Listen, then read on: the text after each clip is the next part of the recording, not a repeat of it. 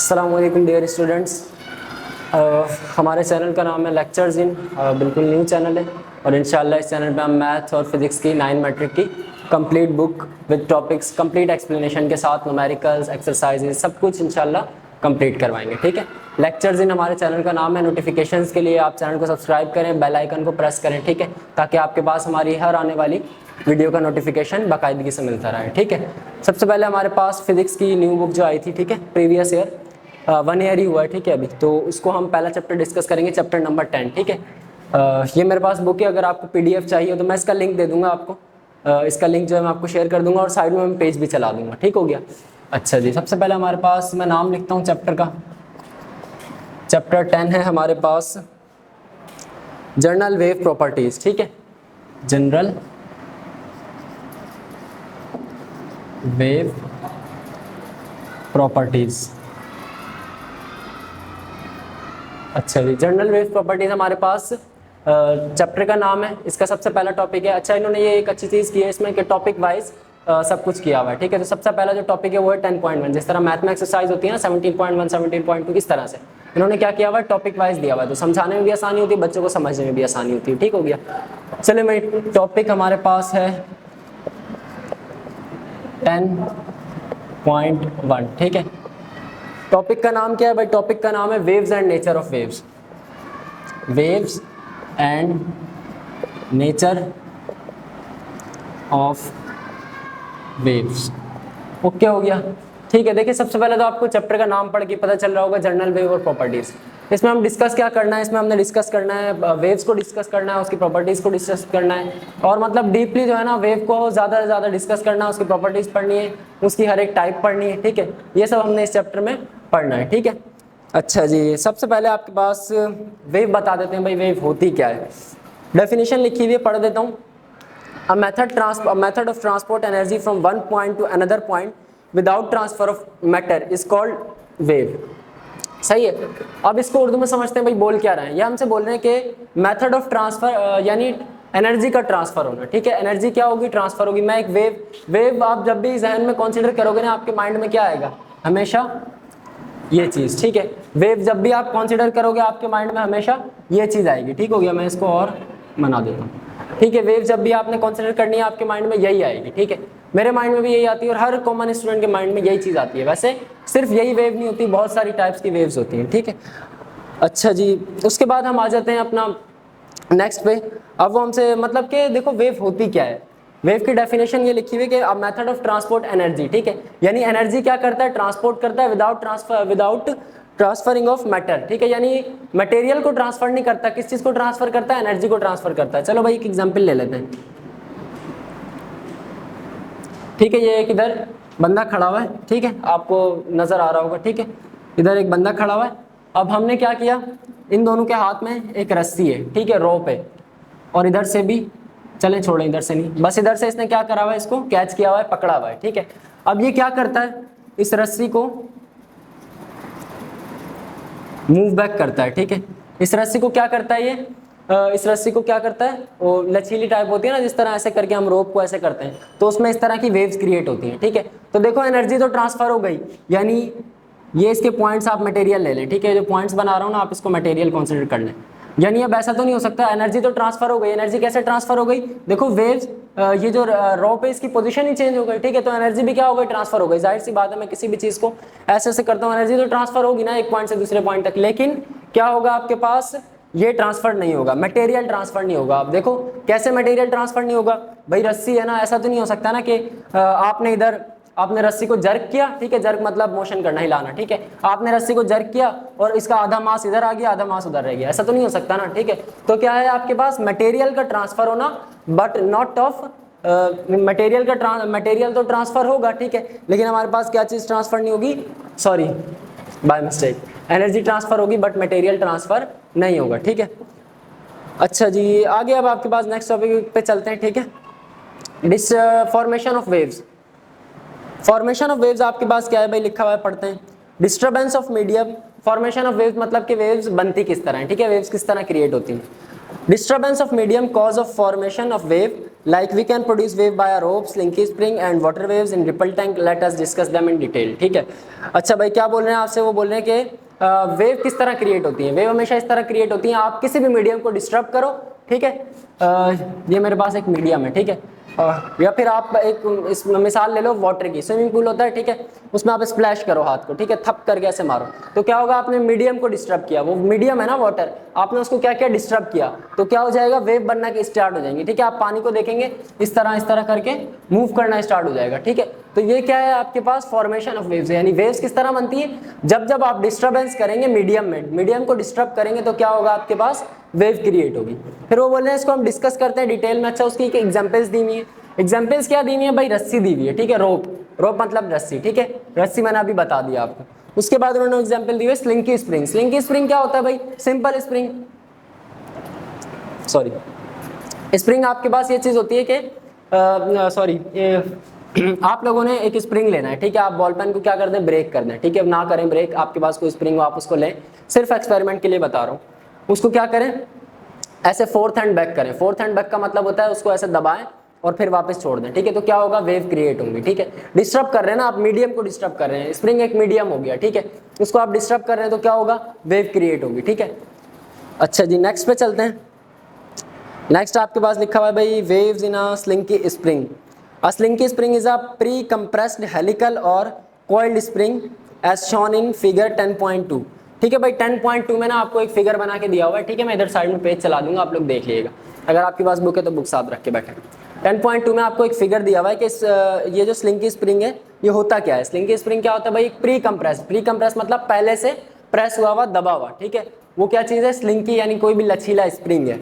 अच्छा, तो उसको हम क्या बोलते हैं, हेलिकल या फिर और कोइल्ड स्प्रिंग। कोइल्ड स्प्रिंग मतलब वो लिपटा होता है ना, जिस तरह कोइल आती है वायर की, इस तरह से। ठीक है, अच्छा जी, इस एक्सपेरिमेंट को हम घर पे भी परफॉर्म कर सकते हैं, इसमें कोई ना इतना एक्सपेंस है ना कुछ है, सिर्फ एक स्प्रिंग आपको नीड होगी। ठीक है, उसके बाद इन्होंने क्या बोला भाई, water wave in ripple tank बताई हुई है। रिपल टैंक में वाटर वेव किस तरह क्रिएट होती है, ये देखिए आप, डायग्राम दी हुई है आपको 10.5। ठीक है, 10.5 आपको डायग्राम दी हुई है। रिपल टैंक बेसिकली होती क्या चीज़ है, ripple tank is a shallow glass tank of water used to demonstrate the basic properties of waves. यानी ये जो रिपल टैंक है ना, ये एक टैंक ही है वाटर टाइप का, बट पूरा एक वो वाला टैंक नहीं है जो आपके माइंड में आ रहा है। ठीक है, ये गिलास में भी हो सकता है, इसमें मशीन वगैरह सेट होती है। ठीक है, अच्छा आपके पास फिगर बना के दिया हुआ है 10.5। ठीक है, लैंप होता है, वाइब्रेटर होता है जिससे वेव्स क्या करती हैं, मोशन करती हैं। ठीक है, अच्छा जी, उसके बाद शैलो वाटर ट्रे होती है, वाइट स्क्रीन होती है, वेव पैटर्न ऑन स्क्रीन होती है, यानी वेव किस टाइप की बन रही है वो पैटर्न आपको स्क्रीन पे दिखाया जाता है। ठीक है, अच्छा जी, तो ये होती क्यों है, रिपल टैंक क्या होता है बेसिकली, वेव्स को डिस्कस करने के लिए। ठीक है, पानी वाटर वेव्स को डिस्कस करने के लिए, उनको मजीद गहराई से अच्छे तरीके से पढ़ने के लिए, डिस्कस करने के लिए।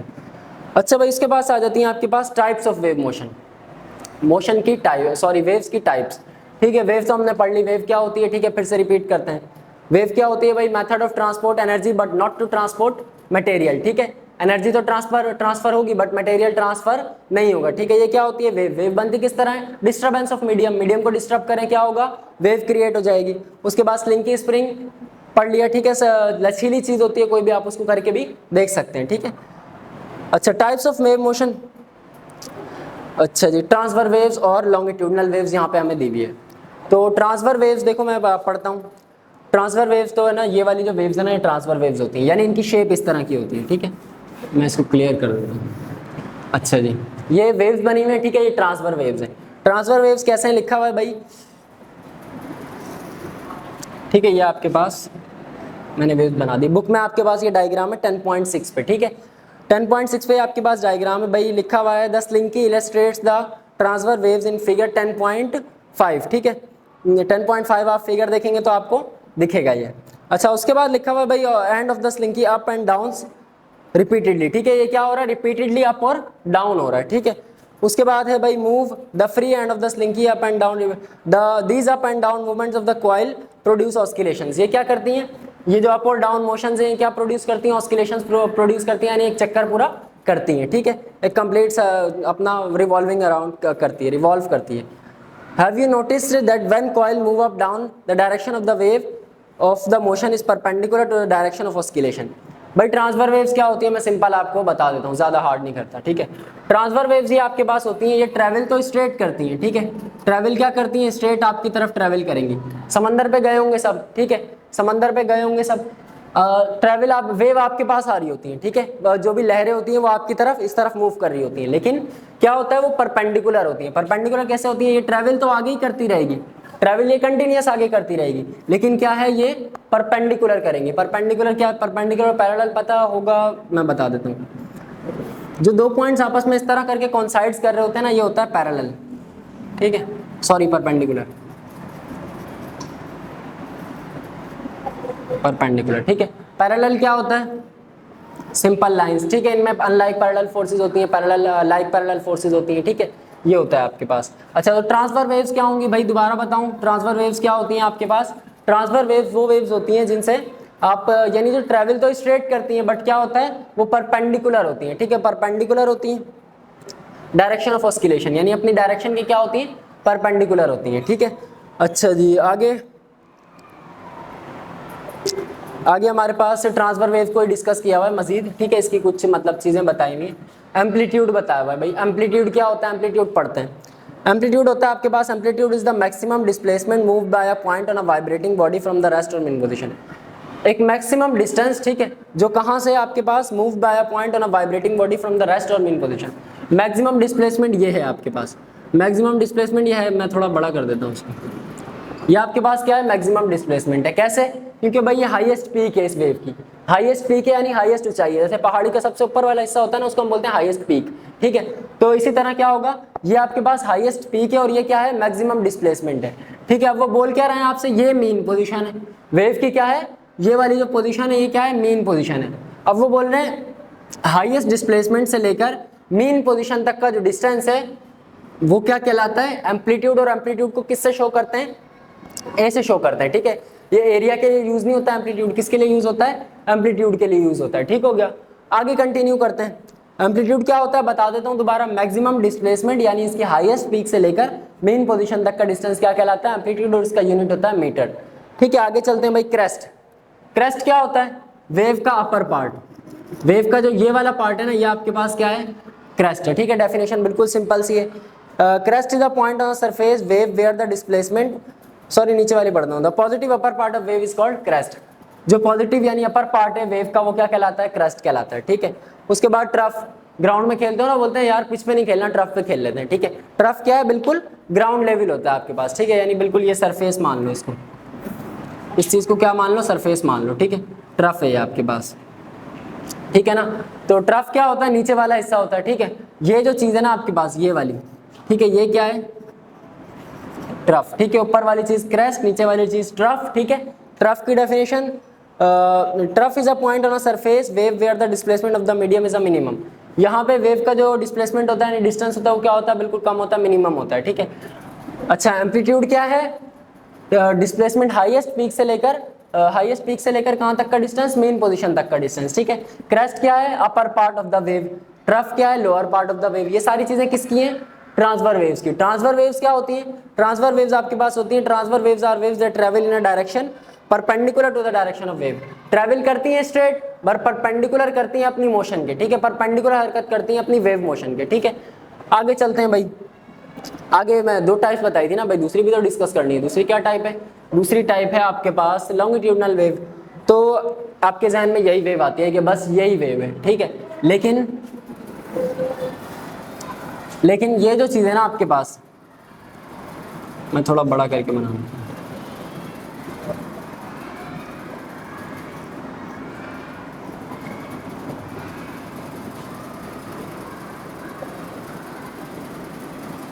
ये जो वेव्स है ना, ये भी आपके पास क्या है, लॉन्गिट्यूडनल वेव्स हैं। वो क्या थी, ट्रांसफर थी, ये वाली ट्रांसफर है, ट्रांसफर है, और ये क्या है, लॉन्गिट्यूडनल वेव्स, ठीक है। लॉन्गिट्यूडनल वेव्स किस तरह, लॉन्गिट्यूडनल वेव्स क्या होती हैं, बिल्कुल ट्रांसफर के ऑपोजिट होती हैं। जैसे ट्रांसफर क्या होता है भाई, ट्रांसफर हमारी तरफ मूव कर रहा होता है, यानी डायरेक्शन उसकी स्ट्रेट होती है, मतलब मूव स्ट्रेट फॉरवर्ड कर रहा होता है, बट क्या होता है, परपेंडिकुलर होता है अपनी वेव मोशन की डायरेक्शन से, ठीक है। इसमें क्या होता है, ये मूव भी हमारी तरफ कर रही होती है, ठीक है, यानी मूव भी स्ट्रेट कर रही होती है और परपेंडिकुलर भी नहीं होती, ठीक है। इसकी डेफिनेशन पढ़ते हैं भाई। डेफिनेशन इसकी लिखी हुई है आपके पास, longitudinal waves are waves that travel in a direction perpendicular sorry parallel to the direction of wave. यानी ये क्या होती है, पैरेलल होती हैं, ये परपेंडिकुलर नहीं होती, ठीक है, ये क्या होती हैं, पैरेलल होती हैं। अच्छा जी, जिस तरह आपके पास ट्रांसफर की कुछ चीज़ें हमने डिस्कस की, एम्पलीट्यूड, क्रेस्ट और ट्रफ, ठीक है, इसी तरह इसकी भी कुछ चीज़ें, इसकी क्या चीज़ें भाई, कंप्रेशन और रेडिफ्रैक्शन। आप लोग स्प्रिंग लें, ठीक है, उसमें आपको कंप्रेशन और रेडिफ्रैक्शन बिल्कुल इजीली समझ आ जाएगा। कंप्रेशन मतलब क्या होता है, दबाव, ये जो जगह है ना, ये वाली जो जगह है, ठीक है, ये आपके पास क्या है, ये वाली जो जगह है आपके पास क्या है, कंप्रेशन है, ठीक है, ये वाली जगह आपके पास क्या है, कंप्रेशन, ठीक है, क्योंकि इधर देखिए दबाव, सही है, यानी वेव्स क्या है, बिल्कुल एक दूसरे के साथ अटैच ही हुई है एक तरीके से, ठीक है, तो ये क्या चीज़ है, कंप्रेशन है, ठीक है। रेरिफ्रैक्शन क्या है, ये वाली जो जगह है आपके पास, ये वाली जो जगह है आपके पास, ये क्या है, रेरिफ्रैक्शन, ठीक है, ये रेरिफ्रैक्शन है आपके पास, लिख देता हूँ, ठीक है, ये क्या चीज़ है आपके पास, रेरिफ्रैक्शन है, ठीक है, जहाँ पे दबाव कम होगा, इनकी डेफिनेशंस मैं सॉरी, जहाँ पे दबाव ज़्यादा होगा वो कंप्रेशन और जहाँ कम होगा वो रेरिफ्रैक्शन। अच्छा पढ़ देते हैं डेरिवेशन, डेफिनेशन पढ़ देते हैं। Compression is the in the longitudinal waves, this is the region where turn of the coil or particle are closer together than average. यानी यहाँ के जो पार्टिकल्स हैं वो क्या होते हैं, वेव्स के बिल्कुल आपस में क्लोज होते हैं, जुड़े हुए होते हैं, पैक्ड होते हैं, ठीक है, पैक्ट नहीं होते, बिल्कुल क्लोज होते हैं, ठीक है, जबकि रेरिफ्रैक्शन इसका ऑपोजिट है। यहाँ की डेफिनेशन क्या लिखी हुई है भाई, rarefaction is the longitudinal wave that is this is the region where turns of the coil particles are further apart than average. यानी उसके हिसाब से यहाँ के जो पार्टिकल्स हैं वो खुले खुले होते हैं, ठीक है, यानी डिस्टेंस पे होते हैं, फर्दर अपार्ट। अच्छा एक चीज़ दोबारा इन्होंने यहाँ पे दी हुई है, waves are means of energy transfer without transfer of matter, ठीक है, मैं पहले बता चुका हूँ, दोबारा लिखी हुई है तो मैं आपको पढ़ के बता देता हूँ कि वेव क्या चीज़ है भाई, वेव क्या है आपके पास, transfer of matter sorry transfer of energy but not transfer of matter is called wave, ठीक है, transfer of energy but not transfer of matter is called wave, ठीक है। अच्छा 10.1 का आपके पास लास्ट टॉपिक है भाई, लास्ट टॉपिक डिस्कस करते हैं, मैकेनिकल वेव्स और इलेक्ट्रोमैग्नेटिक वेव्स, ठीक है, मैं इसको मिटा देता हूँ।